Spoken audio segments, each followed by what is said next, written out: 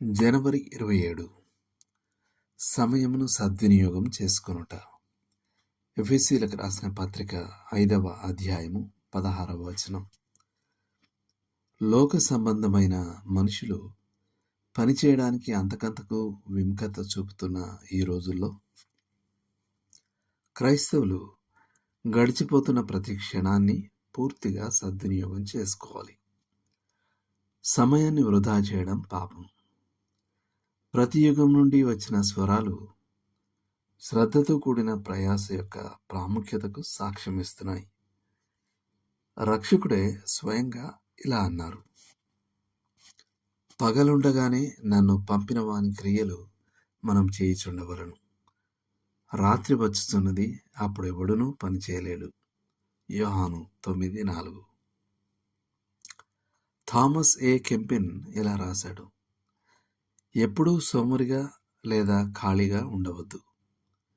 ఎల్లప్పుడూ చదువుతూ, వ్రాస్తూ, ప్రార్థిస్తూ, ధ్యానిస్తూ లేదా ఉమ్మడి ప్రయోజనం కోసం ఏదైనా ఉపయోగకరమైన పనిలో నిమగ్నమై ఉండు.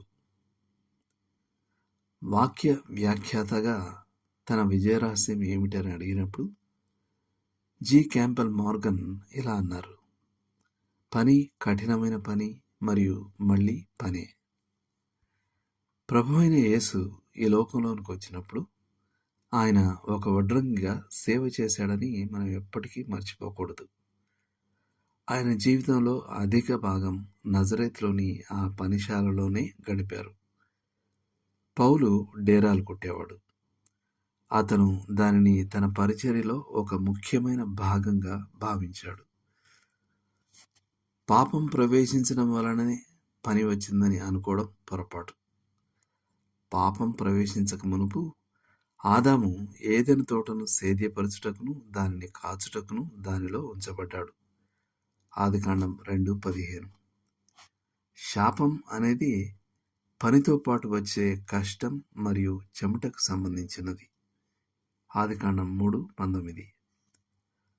పరలోకంలో కూడా పని ఉంటుంది. ఎందుకంటే ప్రకటన 22:3 ఆయన దాసులు ఆయనను సేవించెదరు అని చెప్తుంది. పని ఒక ఆశీర్వాదం. దాని ద్వారా సృజనాత్మకత కొరకు మనకున్న అవసరతలో సంతృప్తిని కనుగొంటాం. మనం శ్రద్ధగా పనిచేసినప్పుడు మనసు మరియు శరీరం ఉత్తమంగా పనిచేస్తాయి.